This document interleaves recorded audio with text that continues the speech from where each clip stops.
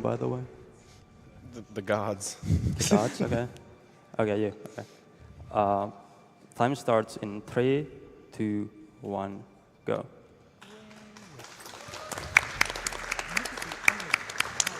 Okay, so this is the Elder Scrolls 4 Oblivion. It was last ran 2 SGDQs ago, and the route has improved greatly, mostly through a glitch known as load warping, which we can get to later, but that is notably the biggest thing, along with like thousands of new optimizations. And so the first thing he did was equip Flare and heal minor wounds. And so that's just he can heal, and so he can use Flare to aggro a few enemies and kill them as well.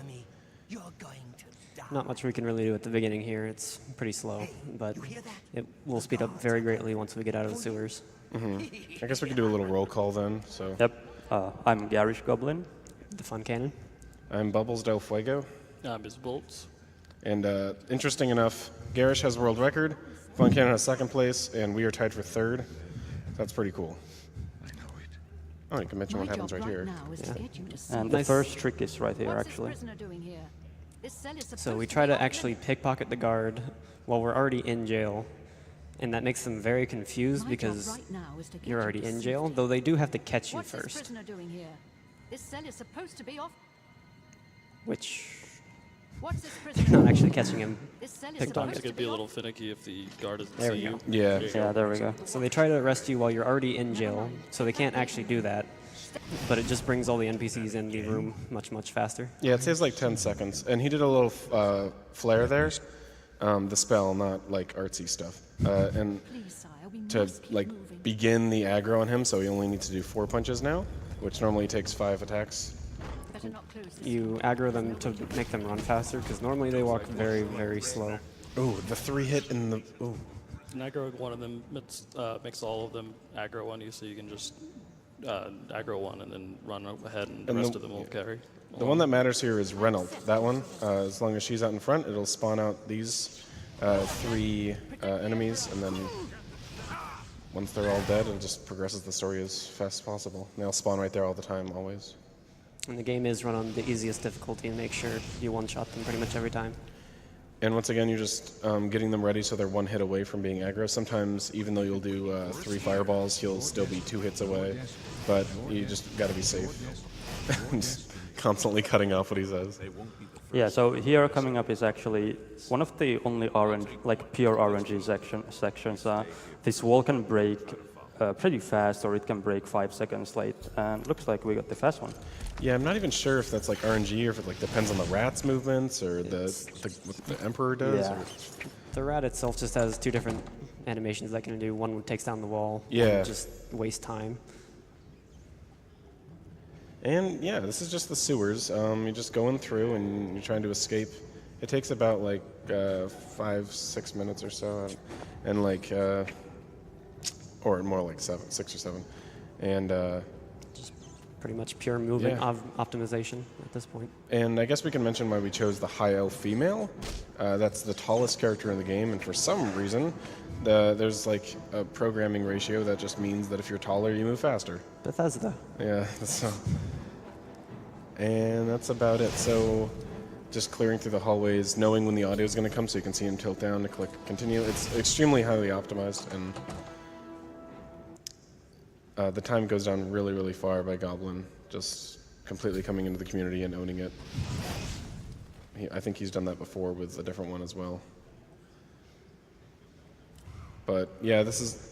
You just start, you try to get good RNG, you try to get good aggro, you try to get good enemy kills, and then you just walk for a little bit, and then you do it again, and then you start getting drugged up. Yeah, this first section is definitely the worst part of the run, I would say. It's just really boring. There's really nothing much going on. Once we get the drugs, things are gonna get way more interesting. Yes. All right, and now we're back to probably the most like troll part of the sewers. Easily the hardest. Yeah, it's not even like a difficulty thing, really. It's just like... The game can just completely screw you. You can only get so good at this part, and then... Yeah, people have to run a certain amount. You have to make sure, like, right there. Enemies just run around and you miss. Oh god. There we go. So you actually do want to keep the... I actually want to hit Glenroy here because he can do some weird things if I don't. Yeah, you want to, if you hit him, it somehow makes him not mad at you anymore. And then it stops the aggro of the future patch of enemies that are trying to attack you, which you don't want them to be aggro because the Emperor won't talk to you right here. And the Emperor needs to stand right there to talk to you. And we just picked the Steed there because it gives a little bit of a speed boost. Yeah. You may as well. And we're playing on patch, I think, 1.0. 1.0 is the fastest. Because right here we'll be picking up some arrows in a chest. So we're going to aggro them again so they start running, as usual. I don't know why he didn't keep his aggression, but... Yeah, Uriel de-aggroes completely if he gets hit by one of these agents, actually, so that's the reason, I guess. Playing on the easiest difficulty, and it's just flare. It's not. You may, like, I get asked a lot of stuff like, "Why are you so strong?" It's just play Oblivion on easy. But that's not what makes this run hard. Don't worry about it. You don't kill that many things. And so, yeah, that was actually pretty good in regards to they didn't get stuck or no enemies didn't come at you or anything. You can push the NPCs a little bit, make them go a little bit faster. All right, who wants to be the one to explain duping? I'll take it. So, when you equip arrows on the earliest patch of this game, especially when you're in the middle of an attacking animation at the same time, the game remembers the number of the arrows, so you can actually drop something else and it will drop the number of the arrows for whatever reason. So you can also do that with scrolls as well, and that's the one that hasn't been patched. So you have to down patch for arrow duping, but not for scroll duping. But that pretty much takes care of everything we need for the rest of the run, outside of a couple other things. Yeah. So he gets a lot of Flashbolt and Chameleon. He doesn't need Chameleon, but he just needs another scroll to dupe the Flashbolts in the first place. And so he has a lot of Flashbolt. That's his damage for the run, Flashbolt, because it does like 27 damage or something per hit. I think that's right. And Oops. That was the wrong guy, but hopefully that doesn't matter. He's fine. he duped a lot of lockpicks as well, because every door that he has to unlock, he will just jam lockpicks into it aggressively until it opens. And then, so sad, the Emperor died. Couldn't save him. Yeah, you spend plenty of time talking about how you're grieving him. Right, Nightblade is actually the fastest class. It gets you both athletics and speed, I believe, something along that lines. But it's the only default class that actually gives you both. And yeah, as soon as we're out of the sewers, we're gonna head to the outside area and get some skooma immediately, which gives you a strength and speed attribute, which lets you carry a lot with strength and also lets you move fast, which is good because we're going to have like 400 skooma, which is going to normally weigh you down because they each weigh half a pound. And, oh, we're going to Bravel to do it. Okay. Yeah, there are two guys who sell skooma in this game. There's Shady Sam, I think his name is. Yeah. He's outside Imperial City, and then there's the guy in Bravil. It's actually, I think it's faster to do the Imperial City guy in RTA, but you don't want to mess with the muscle memory, and also Mm-hmm. there's a lot of parts in this game where you need the clock to be at the right place. And it would be just not good to just change your muscle memory completely for a marathon run, just for the sake of like 2 or 3 seconds. So that's also the reason we duped 5 or 10 potions so that we can sell them for skooma. So yeah, you need to be able to afford 1 skooma, so you sell 10 potions. Oh, your character is beautiful. Oops. Yeah, that's a bad thing. I actually drank the skooma. You're getting eager. Kind of a problem. Yep. Run's not over So yet. Can't yeah, get I wasted. only have 1 skooma, but really soon we're gonna have multiple skooma. So you can duplicate 1 of something with the smaller stack of scrolls to make just a bunch on the ground. And then once you have a larger stack of skooma, like about 20 or so, you dupe it with the larger stack of scrolls to make just a few, but these each have a lot in them, and then you do it again, and now you've got like 400. And so he also bound it on his hotkey, so he just like consumed like 4 or 5 from his hotkey, and you can do 5 max from 1 spot at a time. And then, but the fastest way to go, as we'll see right here, is 4 from the hotkey, and then going into the inventory and using 4 again to be using 8 at the same time. And this is called an 8 stack. And we'll be moving roughly this speed throughout the entire run as long as we're on the ground. But when we're in the air, we can gain a lot of speed by bouncing off objects sometimes. So those are called skooma jumps, and you'll see one in this upcoming Oblivion gate. And also, he's already just doing the first Oblivion gate. Yeah, this segment is probably the hardest, one of the hardest ones to get perfectly right, since there are, I think, 2 skooma jumps and lots of movement stuff, and then at the end there's pretty random fight that can go either really well or pretty poorly. Yeah, already at the beginning there, he skipped pretty much the entire outside area by jumping around the gate because you've got enough speed, and the air strafing is really, really strong in this game. And to get to the final sigil in this level, you need to, or like the orb that if you destroy it, the gate's dead, and you're not. You have to run down that way and get a key from a guy, or you can just like jump off this ledge and nudge some collision with your body at high speeds. It's a little tricky. It's just kind of like just being used to the controls in the game to get it, and you'll fly really high up. And yeah, that's just, yeah. It's really satisfying.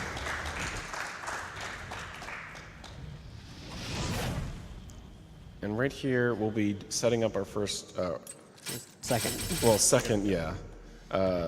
So this is the only Oblivion gate you need to finish, is what I'm trying to figure out to say. So later on, we'll be load warping to that door to just say that we finished Oblivion gates later on instead of actually going all the way through them, because every Oblivion gate in the game shares the same final cell. So we let Mattias know that we've finished the gate and we are ready to go save Martin, who is hiding in the church inside of Kvatch. The enemies in this town are a lot of times very, very, very trolly. They run away from you, they dodge you, make your life terrible, but that actually went really well. Yeah, that was almost that's perfect. It's one of the best I've ever seen. Like, they all ran towards you, they didn't like zigzag. All right, there's Martin, he's out of there. And we have to go to Masigark, and we don't have to do it now, but it's on it's on the way. We're already scrolled at this point on the map, and so we might as well just go here. It's actually an intended sequence break. You're supposed to get this item for the main story at some point, but the developers left dialogue in the game so that you could get it early, and it completely intended. So later on in the game, you'll like talk to Martin and Joffrey, and then you can just talk to them again, and then they're like, "Oh, you did it! Congratulations!" So this is just a lot of really quick movement through the place. So I suppose there's room for a donation. We have $50 from the Dark Adonis. What Skyrim mod is this?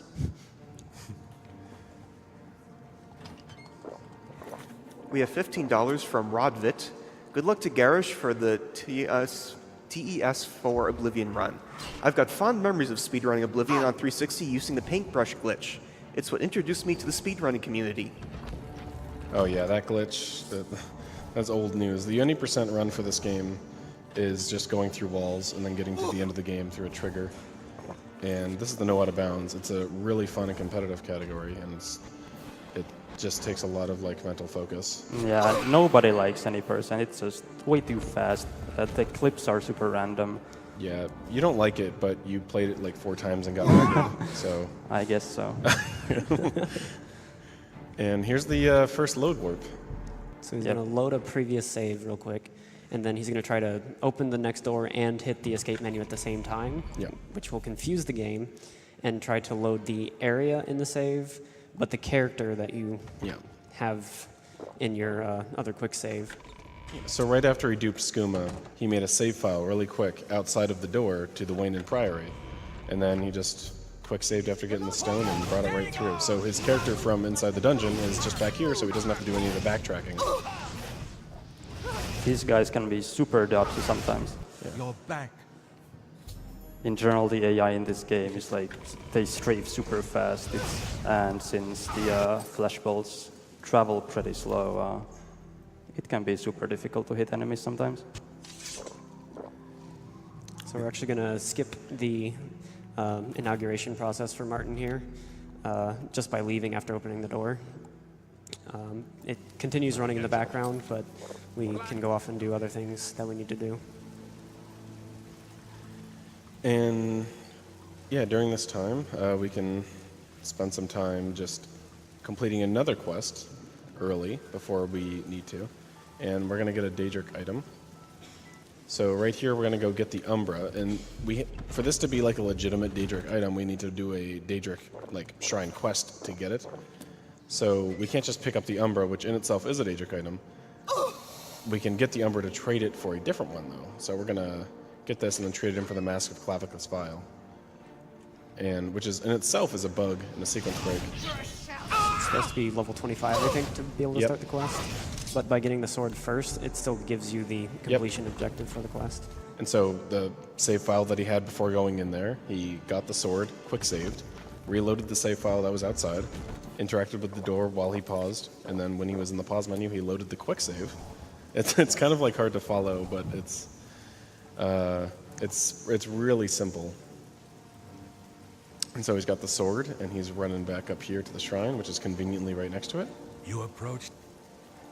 And he needs to actually set the flag so he can speak to the shrine in the first place. And probably the best skip in the game, dog butt skip. Dog butt skip, found by Yimmery Yams. If you talk to the dog, specifically on the statue, it gives you none of the dialogue. You normally have to wait like a lot longer and go through some more dialogue, but if you talk to the dog's butt, it just lets you just get straight to the point. It is good to. And he's going to go collect a bunch of books, but before he does that, he wants to make sure that he can get back here without having to fast travel and run up every time. So he sets a load warp location for that. And one thing to note about load warping is not every door actually works. Sometimes if you load warp into an area, certain things despawn when they shouldn't. Yeah. Especially NPCs' clothes, but sometimes doors as well. So you can get into pseudo areas. Good work. So at Wayne and Priory, he made that save file on the outside, but if he made that save file on the inside looking out, and he did a load warp, and he was leaving the building upon that, the buildings would be there, but no collision, and it would just be funky. He's actually going to wait until about the time that shops start opening, because the next thing after Tarmina here, he's going to have to actually interact with his shop owner.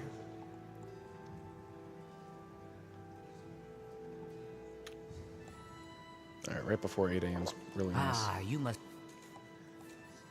And of course, again, he's going to set up another load warp spot for when he gets out of the meeting with the Path of Dawn dude. And right here, this guy is so nice to you and happy to see you as a customer, and then he immediately gets upset at you. Good day. And so you wait a bit, and then someone heard that you were having a little conversation with this guy, and now he's got the books. So you take it from him by just getting really mad at him, all drugged up and strong.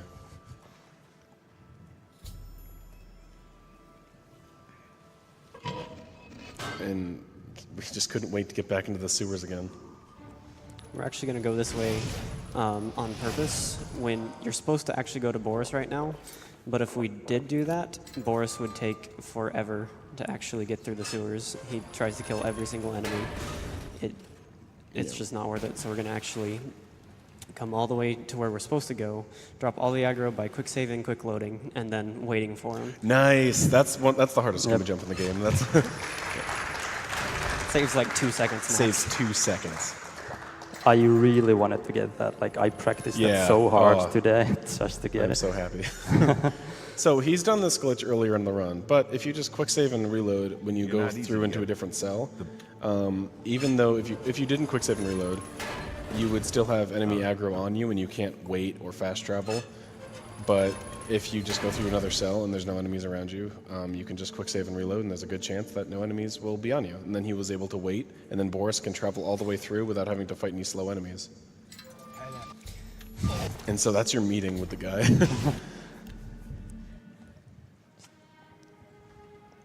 You got the last book. It can be pretty hard to do this. Open the door and pause the game at the same time. I don't know if it's frame perfect, but probably pretty close to that. Yeah, we found it to be a lot easier with like a mechanical keyboard type. Yeah. And as long as it's between, I think, 11:45 and 12:30, or something like that. It's around there. Then you'll be able to mark. That's why that's the only reason really in the run why time is important. You can be super vague everywhere else, but you need that to line up specifically, because if it's like 11:35, then you either have to fast travel somewhere else and come back, or you have to just stand there and wait for like 10 in-game minutes, which is kind of a while. It's like a whole minute. So yeah, now he doesn't have to worry about time anymore. It's definitely one of those runs where the more you progress through the run, the easier it gets. But it's a real struggle in the first half. Did you guys know that you cannot escape the Master's Vigilance? Yeah, I heard that. Oh, he almost Started told to us. say it. So you just kind of run past all the cult members here, and steal their book, and instantly leave. It's the last room. Can he say it? Let's put yourself in their shoes and see how confusing this would be.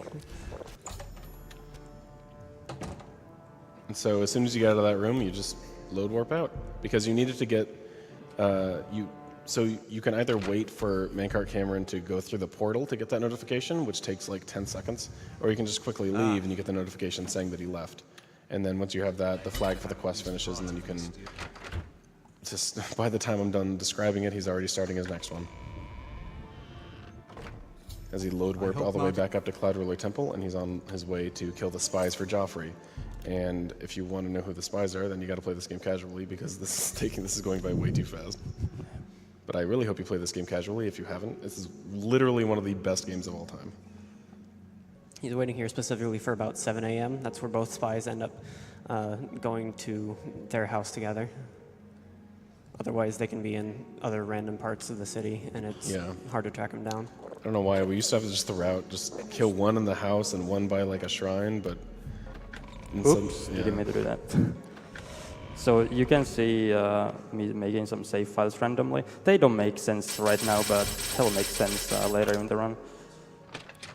So he just auto-block picked about 50 times until he got it. Just get clocked. This is one of the shortest segments in the run, but there's like so much to do in that small amount of time.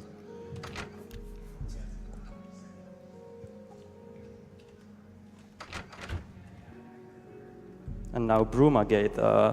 I think one of the biggest recent discoveries in this run was the Brumagate skip. Oh yeah. There used to be a pretty big part of RNG in the run, and every runner hated it because you're supposed to go to talk to Bird, and he's gonna lead. He was supposed to lead you through the Oblivion Gate, but you were so fast that we let him and tried to get him up. Now we just get to skip it. Yeah, it was like a 2.5 minute escort mission, but this is the biggest time save found with load warping into the final cell. Thanks for coming. So this is Bird. He's kind of sucks. So we're just gonna go in here, and this is where it's gonna look really weird. So you're gonna see this area that he was just in, like those clouds and stuff. But then he's going to load warp to the first Oblivion Gate cell door that he was at before, and he's gonna pick the lock for it while he's here. Don't worry about it. Yeah. The game really freaks out here, and then he did it or something. I don't know. And It was an honor. Bird's like, it was great, thanks. This game's great. No bugs at all. So that saves a lot of time, and there's still one more Oblivion Gate to do in the run, and if you expect it to go just as fast, you're right. You should. All right, so earlier, I think that's like the last time where you really need to worry about Joffrey running around the place.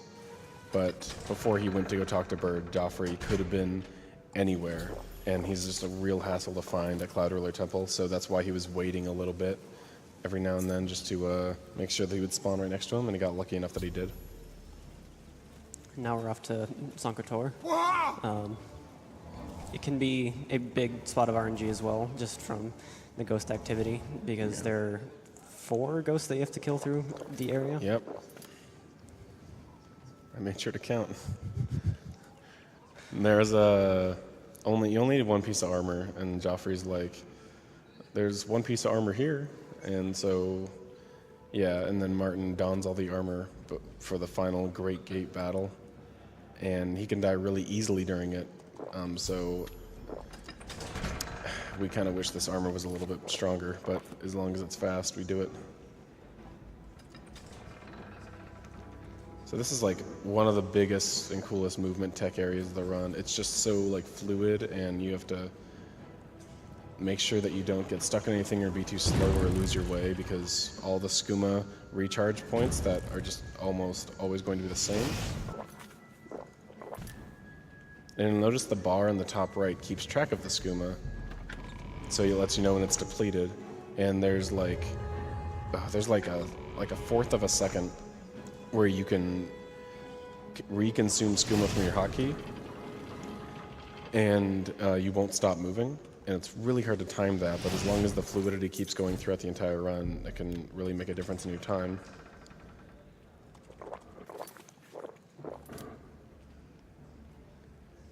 And yeah, you made that one save file at the beginning just to load warp to the beginning of the dungeon. So we killed this guy, which you got pretty good luck on normally, but now you don't need to worry about it at all for that one. You can either hide in the back of that little cave or stand out here. You need to make sure not to do the load warp until you get the quest update there, or else I don't believe it happens. Yeah. So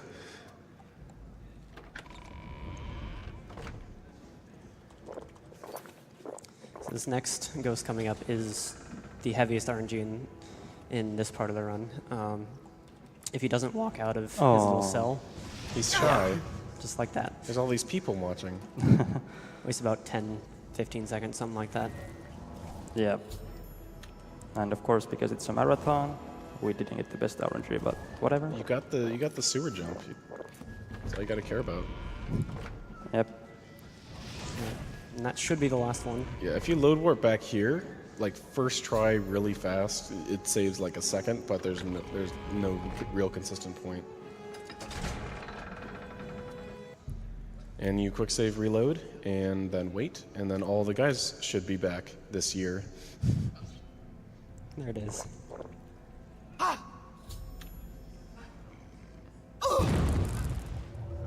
Alright, got the armor, and then load warping back to Cloud Ruler Temple.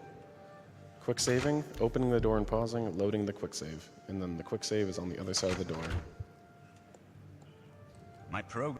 And then Martin's like, oh, we got a piece of armor, we are ready to go.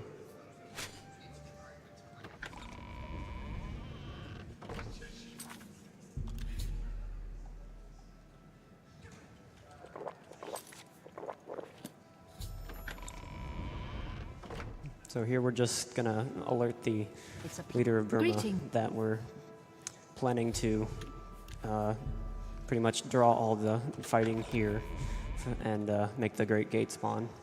And you have to come here to tell her, because as soon as she's in this church, she's interactable again for the subject matter. And she's either offering you to like, I'm not ready, or we need more of an army, or let the battle begin. And we're just like, let's just start fighting now. Because you're like a one-man army in this run. All the people that are there to help you down there just either hit you or miss, or Martin does all the killing, and that's the one thing that can ruin the run here, is just Martin dying. Unfortunately, there's not much we can do to really speed this up, because it's just a certain amount of real time that has to pass before anything will really happen. So you can actually walk away and like despawn all the enemies and make sure nothing really happens, but that also doesn't really help for the final load warp later.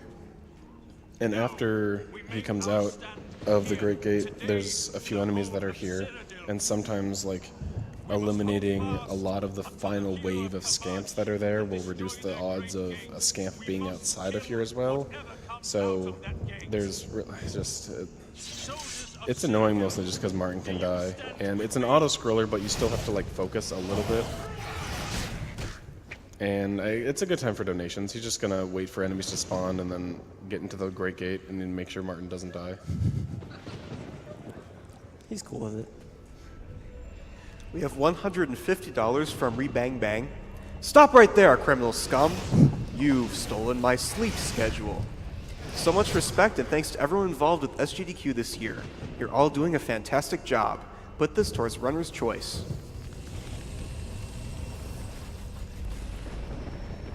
We have a $15 anonymous donation. My friend lent me his copy of Oblivion. 7 years later, and I still haven't given it back. Hopefully this donation will ease my guilt somewhat. Good luck on the run. Hope it doesn't take 7 years.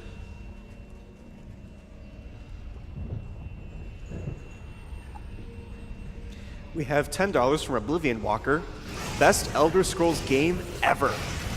Let's give a few septims to Doctors Without Borders, me, and the Discord Oblivion speedrunning team. Good luck to Garish. When is Crash Percent?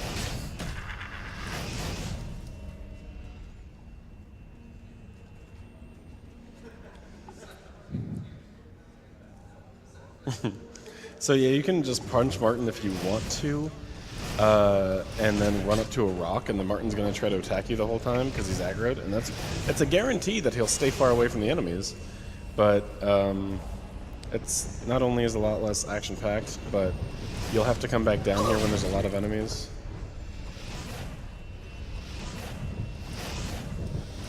And he's got like another 30 seconds of killing enemies, so we can do one more donation.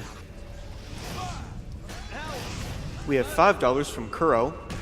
So, the plot of Oblivion is that a woman breaks out of jail, does a bunch of drugs, attempts to save the world while running incredibly fast, jumping impossibly high, and opening locks by shoving lockpicks into them.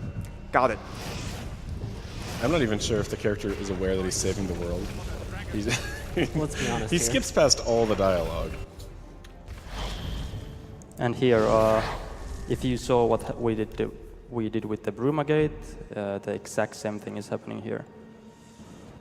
So yeah, the quick save as soon as he gets in here, and then reloading the door to the cell of the first Oblivion Gate you were in Kavach, and they all share the same point. And then lockpicks it. And here we are. We don't even have to like run up and get the orb at the gate. It just finishes it for us. Because the one that we're warping to is already finished. Oh, there goes Martin, I guess. Poor guy. He's just sleeping, though. It's okay. Is that... Yeah, it's fine. It's fine. Oh, okay, okay. Oh, okay. There we go. That's fine. We won. We did it. See, he was only pretending.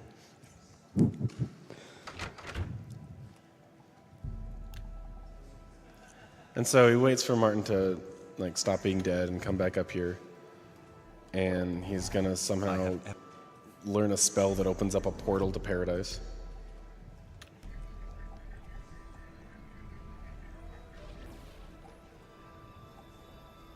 And this is where Mankart Cameron is.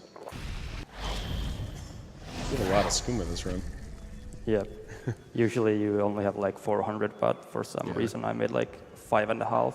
At this point we'll have like 50, 60 left, and it equals out great. It means you don't need to have much skooma when you're in the Great Gate fight, so you can just walk around normally and not have to refuel or anything. So the first thing we need to do in this cave area is we need to take care of one of the Dremora, because it's got a certain bracer that you can wear that will let you actually get through the door right here. Otherwise it would be locked. It's best for him to be optimally outside because it's very easy to aim ahead of time. And also, when you refuel on skooma in the inventory, you can just switch over to the armor and put it on. And yeah, it lets you put on open these lava doors. In the paradise that Oh. Oh, you saved too. Yeah, that's good. Do you want to kill him? you didn't think you could He doesn't need to die. As long as he just doesn't talk to you, he's Yeah. fine. Okay. in the paradise that Right, much I better. created. There we go. Ran out of skooma right over the hole. Yeah. It stops you dead in your tracks. You don't get to trail your movement, even if you're midair. It's not how physics works. It just you stop. Well, Also, we can't really complain because this isn't like Progress is drugs don't swift do and this to you sure. anyway. So I Perhaps don't you will really know reach why me we're after nitpicking on what parts make sense. You think I Wait, mock you can't fly? Not at all. You don't take this many drugs? In your coming, I hear the footsteps of fate. All right, so he's got some guys that are trailing on him, maybe, sometimes. But just to be safe, You are the you can last defender try to of escape Death Paradise, and Tamriel. it warps you back there, and that I removes am all the midwife aggro. of the mythic dawn. Also, doing skooma jumps like that on Tamriel. stairs is pretty much free, because you need to do it off like a right angle that's jutting out, kind of like a curb on a sidewalk. And stairs are basically just that. If you And so he truly kills are Mankar Cameron, and then just says peace out to these guys that are trying to avenge him.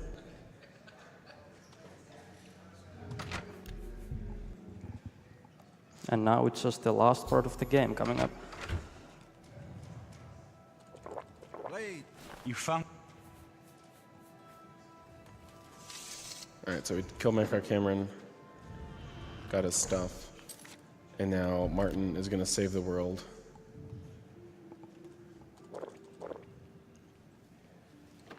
Conveniently right after he becomes Emperor. Yes. Because old Emperor died, if you Everything is ready. remember. I've been expecting.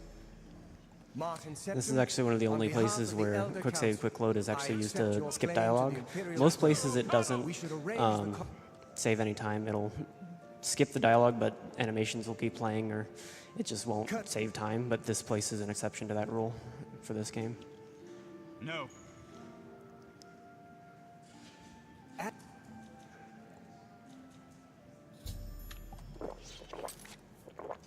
Alright, the last skooma stack of the game. And just heading into the final area, and suddenly everything is just burning and dying. And you'll see the biggest creature in this game, which you can't fight. So thanks Skyrim for giving us creatures that are big.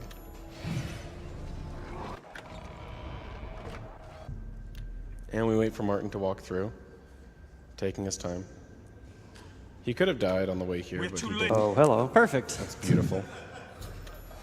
And time is coming up real soon here. Yeah, he'll call it. And I do. time.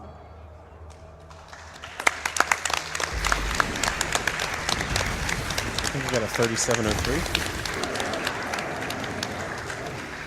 37? 3703. That's pretty good. It's pretty good. Not bad at all. Yeah. And so yeah, you can just see new Emperor turned into a dragon with the power of the Elder Scroll and the necklace. And knowing that Martin was played by Sean Bean, you can probably guess what's going to happen. It's gonna be okay, right?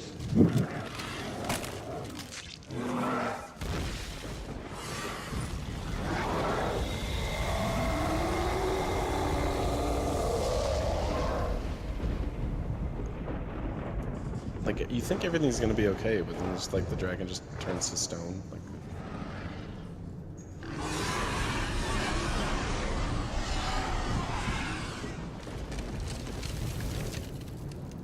guess we should have got the rest of the armor. The amulet is shattered.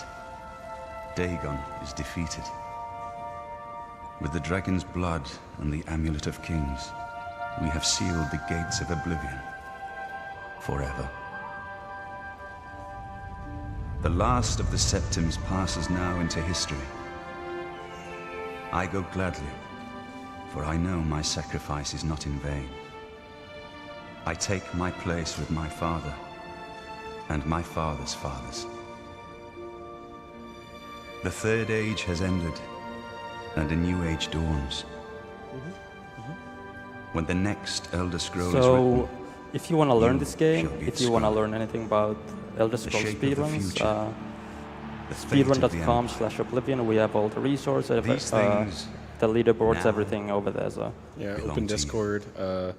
Fairly active runners teach you everything. We've got mini tutorials in almost every part in the game. Ask any of us how to do anything. And we're really thankful that we got Oblivion to have another showing here. And hopefully we can come back again. So thanks for watching and everything.